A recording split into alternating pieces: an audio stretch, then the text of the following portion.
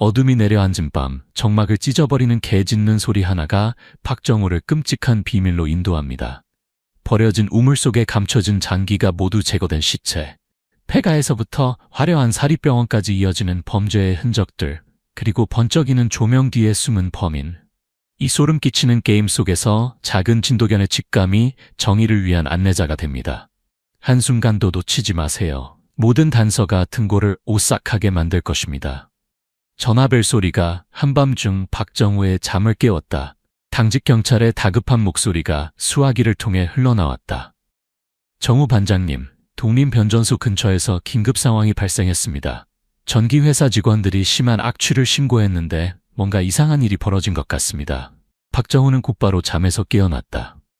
독림은 서울 외곽의 한적한 지역으로 최근 몇 건의 미스터리한 실종 사건이 발생한 곳이었다. 그는 서둘러 옷을 입고 익숙한 동작으로 재킷을 집어들었다. 바람아, 일하러 가자. 그의 말에 방 한구석에서 웅크리고 있던 진도견이 고개를 들었다. 바람에 밝고 영리한 눈이 박정우를 바라보며 꼬리를 살짝 흔들었다. 검은 SUV가 어둠을 가르며 달렸다. 사이렌 소리가 고요한 밤의 정적을 깨뜨렸다. 박정우는 옆을 헤긋 보았다. 바람은 조용히 앉아 있었지만 그 경직된 자세에서 상황의 심각성을 감지하고 있음이 분명했다. 현장에 도착하자마자 코를 찌르는 악취가 그들을 맞이했다. 박정우는 얼굴을 찌푸리며 마스크를 썼다. 그는 바람에게 신호를 보내 주변을 수색하도록 했다. 변전소 주변은 무성하게 자란 잡초로 덮인 황무지였다. 한밤중에 바람이 으스스하게 불어왔다. 몇몇 전기회사 직원들이 무리를 지어 서 있었고 그들의 표정은 공포로 가득 차 있었다. 이틀 전부터 이상한 냄새가 나기 시작했습니다. 오늘은 정말 참을 수 없을 정도로 심해졌어요. 중년의 직원 하나가 떨리는 목소리로 말했다. 박정우는 고개를 끄덕이며 주변을 주의 깊게 살폈다. 바람은 이미 현장을 누비고 있었다. 처음에는 작은 소리로 낑낑거리더니 갑자기 격렬한 짖음으로 바뀌었다. 진도견은 덤불 뒤에 숨겨진 오래된 우물을 향해 달려갔다. 본능적으로 직감이 울렸다. 박정우는 바람을 따라 조심스럽게 다가갔다. 우물은 덩굴 식물로 거의 가려져 있었다. 그는 손으로 식물들을 걷어냈다. 섬뜩한 광경이 그의 눈앞에 펼쳐졌다. 검은 우물물 위에 시체 하나가 둥둥 떠 있었다. 손전등을 비추자 알몸 상태의 시체가 드러났고 피부는 이미 부패하여 푸르스름한 회색으로 변해 있었다. 그러나 더욱 충격적인 것은 시체의 가슴에 있는 정교한 절개 흔적이었다. 모든 내장이 제거되어 있었고 그 자리는 공허한 공간으로 남아 있었다. 즉시 현장을 봉쇄하고 법의학팀을 부르세요. 박정우는 단호하게 명령했다. 그는 바람을 내려다보았다. 진도견은 여전히 우물가에서 멈추지 않고 짖고 있었다. 마치 그에게 우물 속에 더 많은 비밀이 숨겨져 있다고 말하려는 것처럼. 손전등 빛이 현장을 비추며 어둠 속에서 서서히 드러나는 공포스러운 장면. 법의학팀이 도착하여 시체를 조심스럽게 끌어올렸다. 가까이서 보니 상황은 더욱 끔찍했다. 희생자의 몸은 거의 알아볼 수 없을 정도로 훼손되어 있었지만 가슴의 절개 흔적은 놀라울 정도로 깔끔하고 전문적이었다. 이건 의학적 지식을 가진 사람의 소행입니다. 절개선이 정확하고 군더더기 없어요. 법의학자 김강현 박사가 말했다. 박정우는 조심스럽게 현장의 모든 세부 사항을 관찰했다. 사소한 단서라도 놓치지 않으려고 했다. 그는 바람에게 우물 주변을 계속 수색하라는 신호를 보냈다. 바람은 부지런히 이곳저곳을 돌아다녔다. 그 예민한 코가 공기 중의 모든 냄새를 포착하려는 듯 계속해서 킁킁거렸다. 하지만 현장은 마치 깨끗이 씻겨진 듯했다. 옷가지 하나, 개인 소지품 하나, 심지어 발자국 하나 없이 철저하게 정리되어 있었다. 이상합니다. 범죄 현장이 완벽하게 정리되어 있어요. 마치 전문가가 청소한 것 같아요. 젊은 형사가 말했다. 박정우는 동의했다. 범인은 전문가야. 그는 모든 것을 계획하고 증거를 깔끔하게 제거했어. 그러나 우물 주변의 흙이 약간 이상해 보였다. 미세한 교란 흔적이 있었다. 박정우는 흙 샘플을 채취하여 증거 봉투에 담았다. 강현 박사, 피해자의 사망 시기는 언제쯤입니까? 박정우가 물었다. 부패 상태로 볼 때 약 48시간에서 60시간 사이입니다. 김강현 박사가 침토한 목소리로 대답했다. 피해자는 약 25-30세 남성으로 추정됩니다. 신원 확인을 위한 서류는 전혀 없어서 신원 파악이 어려울 겁니다. 박정우는 한숨을 내쉬었다. 알몸 상태의 시체, 신분증 없음, 증거 부재. 이 사건은 그가 뚫고 들어갈 틈 하나 없는 단단한 벽처럼 느껴졌다. 주변 지역의 실종자 명단을 확인하고 언론에 널리 알려 피해자의 가족이 인식할 수 있기를 바랍니다. 박정우는 수사팀에게 지시했다. 밤이 우물가를 덮으며 음산하고 차가운 분위기를 만들어냈다. 박정우는 그곳에 서서 허공을 바라보았다. 그의 머릿속에는 수많은 질문이 맴돌았다. 피해자는 누구인가? 가해자는 누구인가? 그의 동기는 무엇인가? 그리고 가장 중요한 것은 모든 증거가 사라진 상황에서 어떻게 진실을 밝혀낼 것인가? 그의 시선은 다시 바람에게로 향했다. 진덕야는 여전히 끈질기게 주변을 수색하고 있었다. 뚜렷한 단서를 찾지 못했음에도 불구하고 박정우는 바람의 예민한 감각이 이 미스터리한 사건에서 작은 빛이 되어줄 것이라고 믿었다. 그는 바람의 머리를 부드럽게 쓰다듬었다. 그의 눈빛은 단호했다. 우리는 진실을 밝혀낼 거야, 바람아. 그는 결연히 말했다. 버려진 우물에서 발견된 살인사건은 공식적으로 특별수사대에 배정되었다. 박정우는 수사 책임자로 임명되었고 시간과의 싸움이 시작되었다. 우물 살인사건에 대한 소식은 빠르게 언론에 퍼졌다. 내장이 모두 제거된 시체의 끔찍한 이미지는 대중들 사이에 공포와 분노를 불러일으켰다. 사건 해결에 대한 압박감이 박정우와 수사팀의 어깨를 무겁게 눌렀다. 실종자 수색이 광범위하게 시작되었고 모든 정보가 철저히 검토되었지만 여전히 성과는 없었다. 그로부터 이틀 후 창백한 얼굴의 마른 남자가 경찰서를 찾아왔다. 그는 임기현이라고 자신을 소개하며 며칠 전부터 실종된 형 임기민에 대해 신고하러 왔다고 했다. 기현은 오래된 사진 한 장을 내밀었다. 사진 속에는 순한 표정의 젊은 남자가 있었다. 박정우는 사진을 보고 현장에서 찍은 피해자 사진을 다시 살펴보았다. 시체는 많이 훼손되었지만 얼굴의 특징적인 윤곽선에서 유사점을 발견할 수 있었다. 형의 신체적 특징을 설명해 주실 수 있을까요? 박정우가 물었다. 기현의 목소리가 떨렸다. 형은 키가 약 1m 70cm이고 마른 체형이에요. 왼쪽 팔에 작은 점이 있어요. 형은 경미한 정신질환이 있어서 때때로 맑은 정신이 아닐 때가 있어요. 박정우의 가슴이 조여들었다. 정신질환, 이것이 기민이 표적이 된 이유였을까? 그는 기현에게 시체 사진을 보여주었고 기현은 그것이 자신의 형임을 확인했다. 기민 씨는 언제 실종되었습니까? 마지막으로 언제 그를 보셨습니까? 박정우가 계속 질문했다. 기현은 고개를 숙이고 작은 목소리로 대답했다.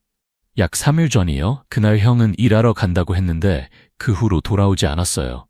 우리 가족은 사방을 찾아다녔지만 찾지 못했어요. 박정우는 기현을 자세히 관찰했다. 그는 기현이 자신의 시선을 피하는 것을 눈치챘다. 형의 시체가 발견되었다는 소식을 전해 듣는 동생으로서는 이상하게 냉정한 태도가 느껴졌다. 기민 씨는 무슨 일을 하셨습니까? 박정우가 계속 질문했다. 형은 안정적인 직업이 없었어요. 가끔 일용직 노동을 했죠. 기현이 여전히 떨리는 목소리로 대답했다. 혹시 형님을 해칠 만한 사람을 알고 계십니까? 박정우는 기현의 눈을 똑바로 바라보며 물었다. 기현은 고개를 저었다. 모르겠어요. 형은 온순했고 거의 누구와도 다툼을 일으키지 않았어요. 박정우는 잠시 침묵했다. 그의 머릿속에는 기현에 대한 수많은 의문이 떠올랐다. 기현의 냉정한 태도, 회피하는 눈빛, 모호한 대답들. 이 모든 것이 박정우의 의심을 불러일으켰다. 하지만 그는 기현 가족에 대해 더 자세히 알아볼 필요가 있다고 판단했다. 특히 정신질환을 앓고 있던 형 임기민에 대해. 아마도 이 사건을 푸는 열쇠는 아직 밝혀지지 않은 말 속에 숨겨져 있을 것이다. 피해자의 신원이 확인된 것은 수사에서 중요한 진전이었다.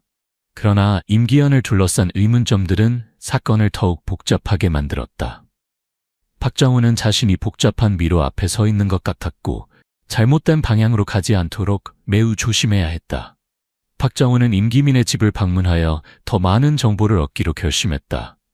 집은 좁은 골목 깊숙이 위치한 작은 집이었다. 습하고 우울한 분위기가 집 안에 가득했다. 임서연, 임기현의 아내가 박정우를 맞이했다.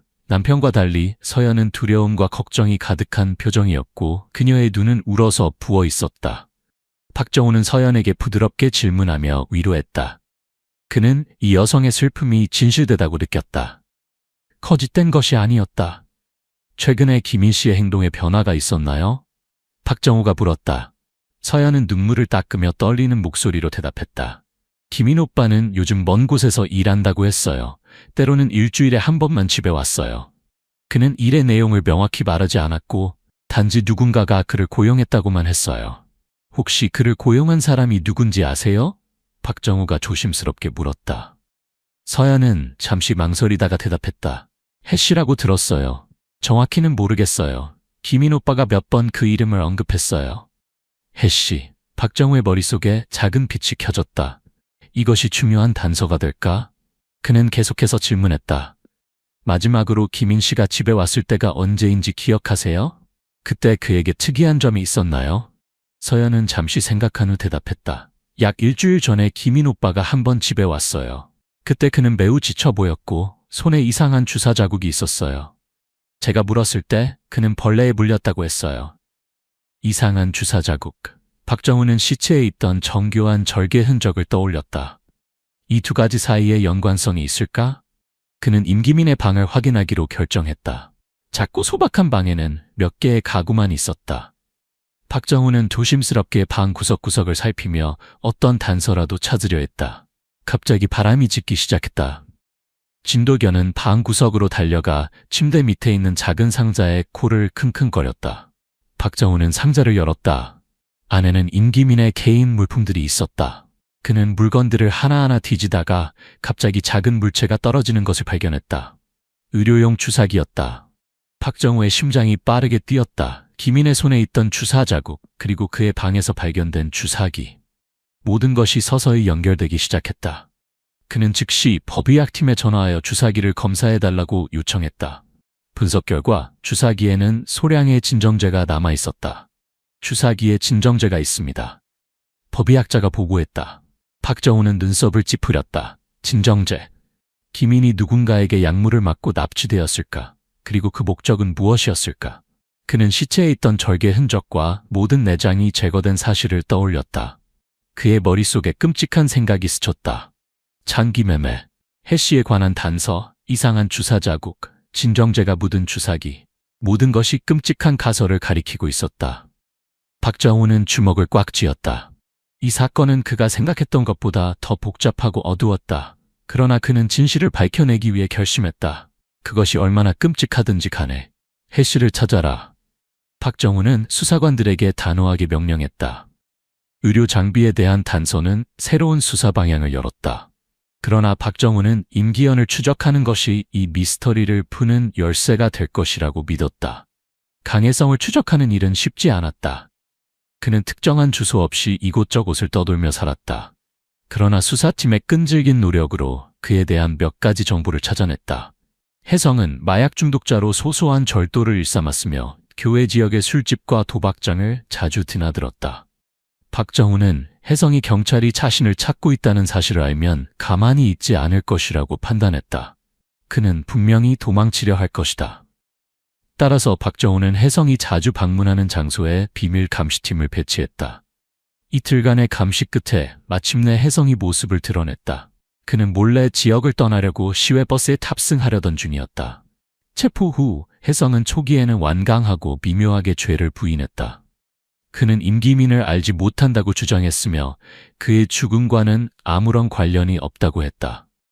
그러나 박정우의 끈질긴 신문과 부인할 수 없는 증거 앞에 혜성은 마침내 고개를 숙이고 죄를 인정했다.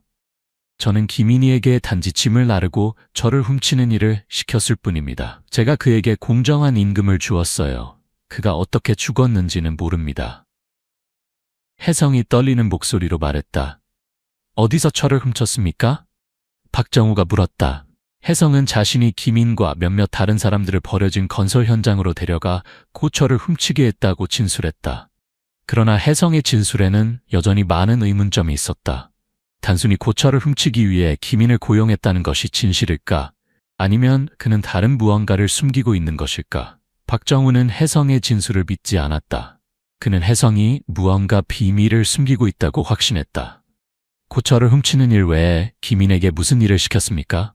그의 혈액을 채취하거나 주사를 놓았습니까? 박정우가 추궁했다. 혜성은 말을 더듬었다. 아니요, 전 그저 그를 고용했을 뿐입니다. 다른 일은 없었어요. 장기 매매와 관련되어 있습니까? 박정우는 혜성의 눈을 똑바로 쳐다보며 차갑게 물었다. 혜성의 얼굴이 창백해졌다. 그는 말을 더듬었다. 장기 매매요? 저는 그런 것에 대해 아무것도 모릅니다. 저는 그저 소소한 도둑일 뿐이에요. 혜성이 계속해서 부인했지만 박정우는 여전히 그가 무언가를 숨기고 있다고 느꼈다. 그는 혜성을 더 압박하기로 결심했다. 왕병훈이라는 사람을 아십니까? 박정우가 갑자기 물었다. 왕병훈이라는 이름을 듣자 혜성의 표정이 확연히 바뀌었다. 그는 고개를 숙이고 침묵했지만 박정우는 자신이 약점을 건드렸다는 것을 알았다. 병훈은 어떤 일을 합니까? 그와 당신의 관계는 어떻습니까? 박정우가 잇따라 질문했다. 혜성은 주저하다가 말했다. 병훈은 조직폭력배입니다. 그는 불법 사업을 벌입니다.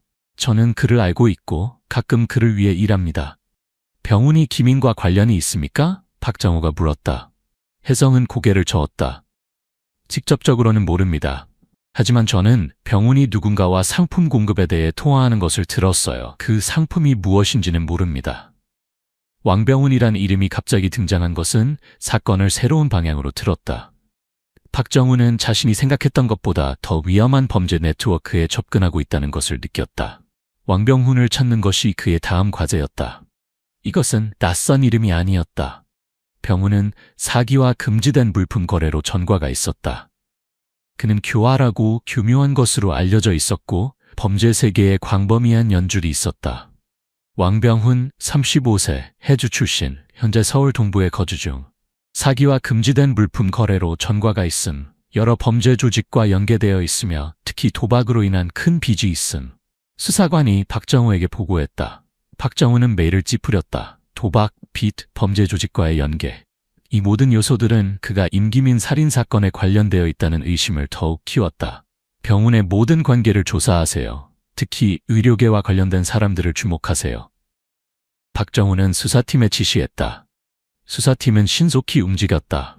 병훈의 모든 관계를 재조사하면서 그들은 병훈이 몇몇 사립병원의 의사와 간호사들과 접촉했다는 사실을 발견했다. 특히 그는 이준기 박사라는 장기 이식 전문 외과의와 매우 가까운 관계였다. 이준기 박사 38세, 명문의과대학 졸업, 장기 이식 전문의, 높은 기술을 가졌으며 많은 환자들의 신뢰를 받고 있습니다. 하지만 최근 그의 사치스러운 생활 방식과 도박장 출입에 대한 소문이 있습니다. 한 수사관이 보고했다. 박정우는 무언가 이상한 점을 느꼈다. 명성 있는 재능 있는 의사가 왜 왕병훈 같은 범죄자와 연관되어 있을까? 준기가 자신의 의학적 기술을 불법적인 일에 사용하고 있는 것일까? 그는 수사팀에게 병훈과 준기의 관계를 더 깊이 조사하도록 지시했다. 병훈의 통화 기록을 확인했습니다.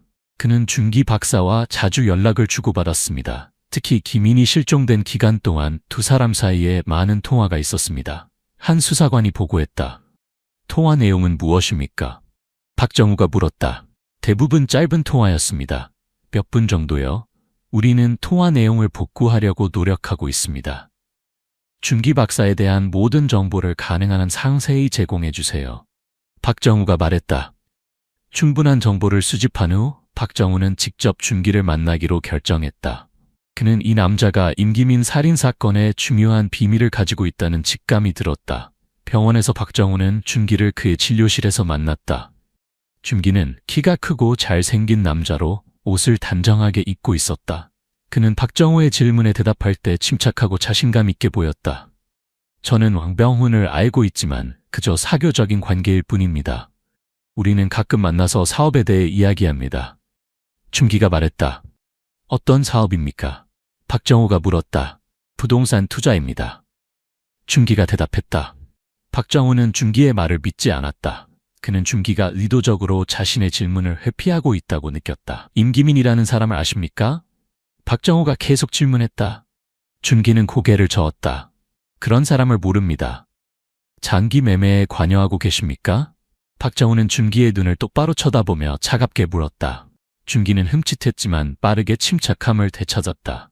장기 매매라니요? 무슨 말씀을 하시는 겁니까? 저는 의사입니다. 어떻게 양심에 어긋나는 그런 일을 할 수 있겠습니까? 준기가 계속해서 부인했지만 박정우는 여전히 이 단정한 의사 뒤에 어두운 비밀이 숨겨져 있다고 의심했다. 박정우는 임기민의 방에서 발견된 의료 장비를 다시 확인하기로 했다. 이번에는 그가 이전에 놓쳤던 작은 디테일에 주목했다. 메스 손잡이에 레이저로 새겨진 흐릿한 일련 번호. 이 장비의 출처를 일련 번호를 통해 추적해 주세요. 박정우는 기술팀에 요청했다. 몇 시간의 검색 끝에 기술팀은 장비의 출처를 찾아냈다. 이 일련 번호는 약 한 달 전 중국 우한의 한 병원에서 수입된 물품과 일치합니다. 한 기술자가 보고했다. 우한? 박정우는 놀랐다. 왜 준기의 병원이 중국에서 의료 장비를 수입했다고 주장하는데 국산이라고 주장했을까?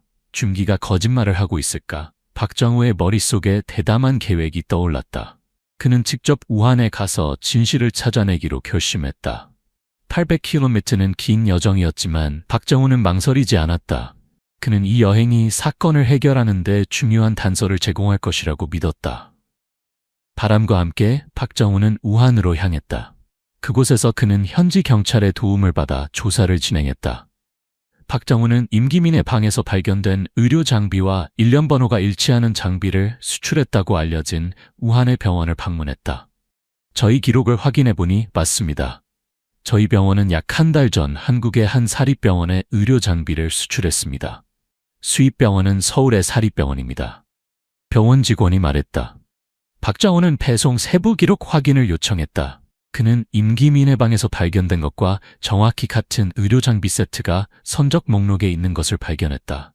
수량, 종류, 일련 번호까지 모두 일치했다. 누가 물품을 수령했습니까? 박정우가 물었다. 병원 직원이 서류를 다시 확인한 후 대답했다. 이준기 박사입니다. 박정우는 놀랐다. 그래서 준기가 그에게 거짓말을 했던 것이다. 그는 국내 구매라고 주장했지만 실제로는 중국에서 의료 장비를 수입했다. 이것의 목적은 무엇이었을까? 박정우는 준기와 대면해야 한다고 결심했다. 그는 준기에게 연락하여 우한으로 오라고 요청했다. 준기는 처음에는 비협조적이었지만 박정우의 단호함 앞에 결국 동의했다. 우한에서 부인할 수 없는 증거와 대면하자 준기는 더 이상 거짓말을 할 수 없었다.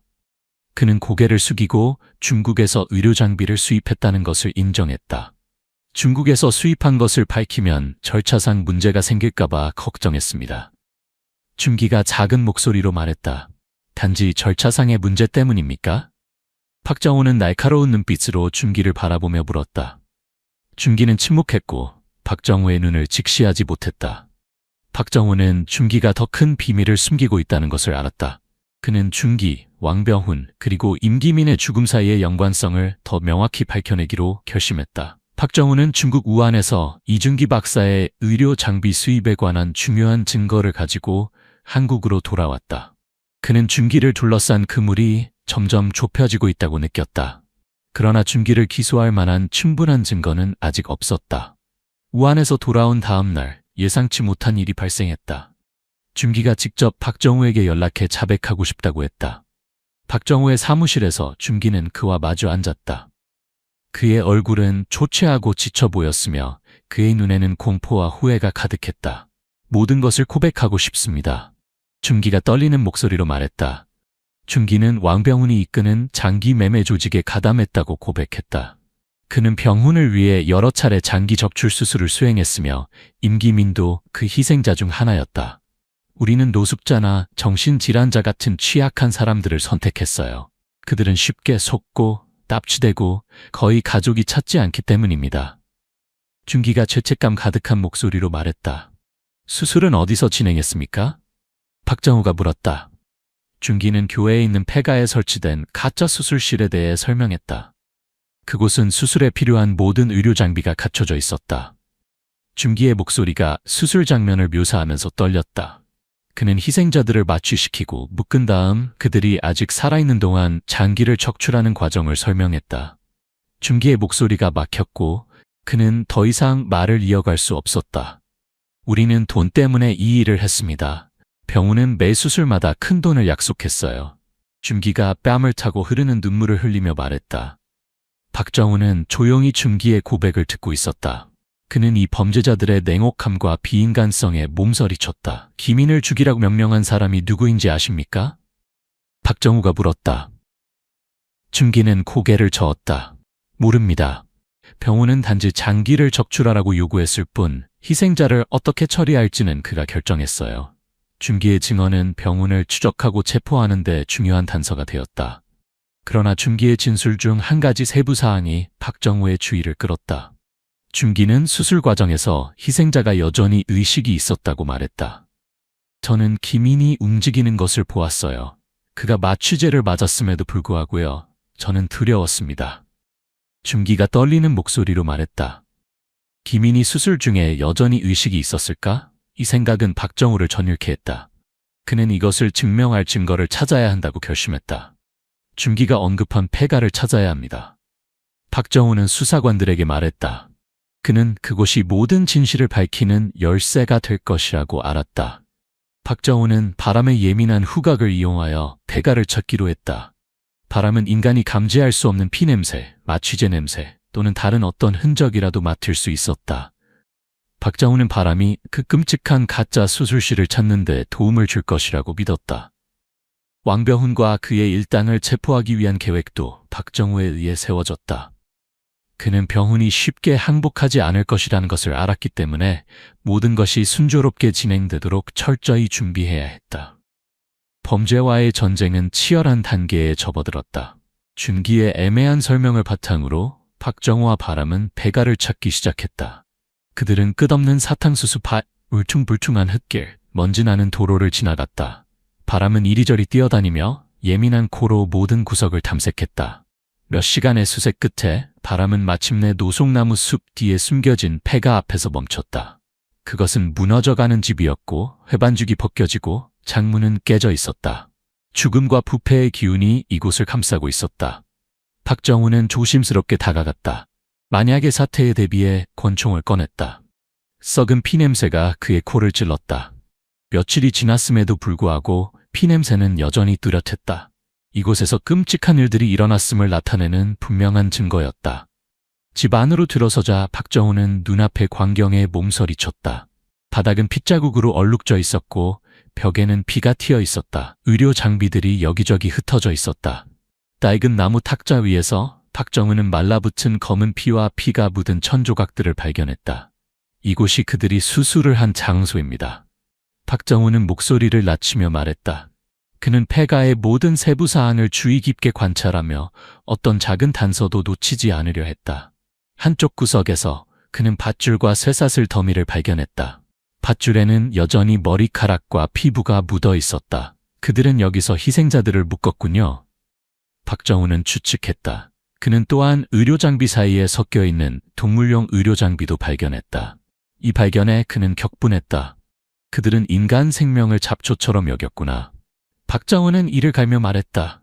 법의학팀이 현장에 도착하여 혈액 샘플, 지문, 기타 증거들을 수집했다. 현장에서 발견된 혈액은 임기민의 혈액형과 일치합니다. 또한 우리는 왕병훈과 이준기의 지문도 발견했습니다. 김강현 박사가 보고했다. 희생자가 수술 중에 의식이 있었다는 증거가 있는지 면밀히 확인해 주세요. 박정우가 물었다.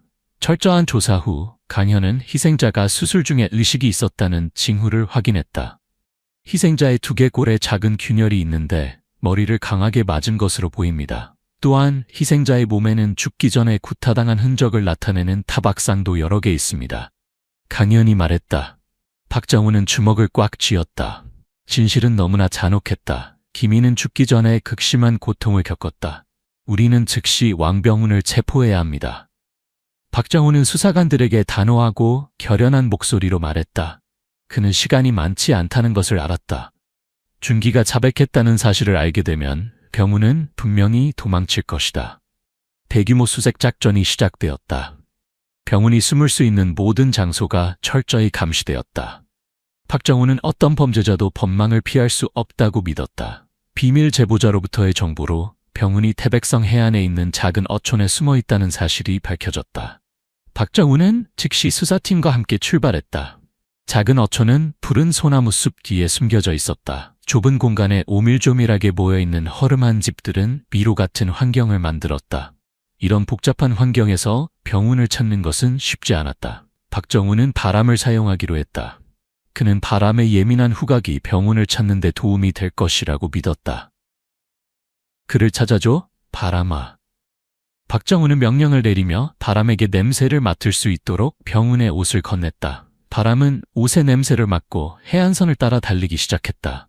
그 코는 계속해서 킁킁거리며 모든 구석을 탐색했다. 수색 끝에 바람은 물가에 위치한 작은 집 앞에서 멈췄다. 그는 목표물을 찾았음을 알리는 듯 크게 짖었다. 박정우는 수사관들에게 집을 포위하라는 신호를 보냈다. 그는 조심스럽게 접근하며 만일의 사태에 대비해 권총을 꺼냈다. 왕병훈, 당신은 체포되었습니다. 문을 열어주세요. 박정우가 큰 소리로 외쳤다. 집 안은 조용했다. 그러나 박정우는 주저하지 않고 문을 박차고 들어갔다. 집은 비어 있었다. 흔적 하나 없이. 그는 도망쳤군요. 한 수사관이 말했다. 박정우는 실망했지만 포기하지 않았다. 그는 병운이 여전히 어촌 어딘가에 있다고 믿었다. 주변을 수색하세요. 그는 멀리 가지 못했을 겁니다. 박정우는 명령을 내렸다. 수사관들은 사방으로 흩어져 병운을 찾기 시작했다. 바람은 계속해서 병운의 흔적을 따라갔다. 고요한 밤 속에서 추격이 계속되었다. 개 짖는 소리, 사람들의 외침이 어촌 전체에 울려 퍼졌다. 마침내 바람은 병운을 찾아냈다. 그는 출항 준비를 하고 있는 어선에 숨어 있었다. 멈추세요, 왕병운. 박정우는 큰 소리로 외치며 병운을 향해 총을 겨눴다. 병운은 깜짝 놀라 뒤를 돌아보았다. 박정우와 수사관들을 보자 그는 더 이상 도망칠 길이 없다는 것을 알았다. 그러나 그는 항복하지 않았다. 병운은 칼을 꺼내들고 박정우를 향해 돌진했다. 난 쉽게 잡히지 않을 거다. 병운은 소리쳤다. 격투가 벌어졌다. 병운은 필사적으로 저항했지만 박정우와 수사관들을 이길 수는 없었다. 바람도 가담하여 병운의 팔을 물어 그가 칼을 떨어뜨리게 만들었다. 결국 병운은 제압되고 체포되었다. 병운을 경찰서로 호송하는 동안 박정우는 그를 냉정한 눈빛으로 바라보았다. 당신은 영원히 법을 피할 수 없습니다. 박정우가 말했다. 병운은 고개를 숙이고 아무 말도 하지 않았다. 그는 자신이 저지른 범죄에 대한 대가를 치러야 한다는 것을 알았다.